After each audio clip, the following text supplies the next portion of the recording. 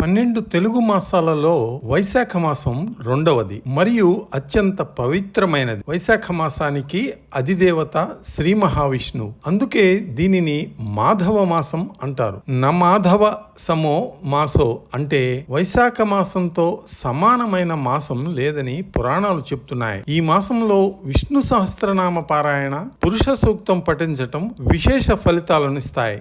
వైశాఖ మాసం దాన ధర్మాల మాసం అని అంటుంటారు. ఎండలు తీవ్రంగా ఉండే కాలం కాబట్టి ఈ మాసంలో చేసే దానాలకు అనంతమైన పుణ్యం లభిస్తుంది.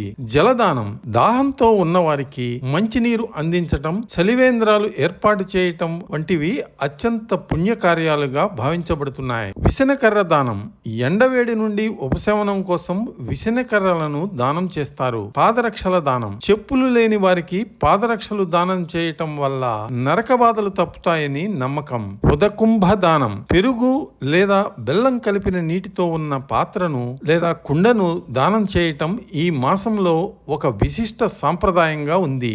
వైశాఖ మాసం అనేక ముఖ్యమైన దైవ అవతారాలకు మరియు పండుగలకు నిలయం. వైశాఖ మాసంలో వచ్చే పండుగల వివరాలు. అక్షయ తృతీయ, వైశాఖ శుద్ధ తృతీయ. ఈ రోజు ఏ పని ప్రారంభించినా అది అక్షయంగా అంటే తరిగిపోకుండా ఉంటుందని నమ్మకం. బంగారం కొనటం, దానాలు చేయటం ఈ రోజున అక్షయ తృతీయ రోజున విశేషంగా చేస్తారు. శంకర జయంతి, వైశాఖ శుద్ధ పంచమి నాడు జగద్గురు ఆదిశంకరాచార్యుల జన్మదినం. గంగా సప్తమి, గంగా నది ఈ భూమిపైకి వచ్చిన రోజు గంగా సప్తమి.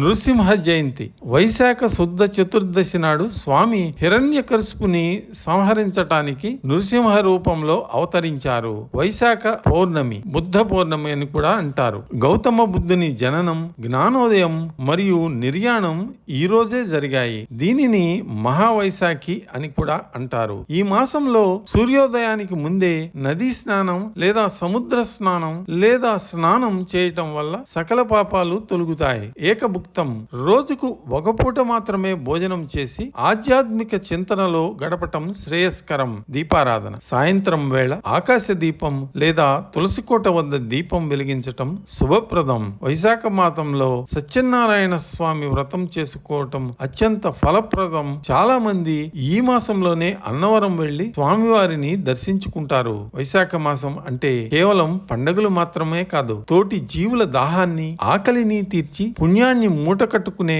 గొప్ప అవకాశం.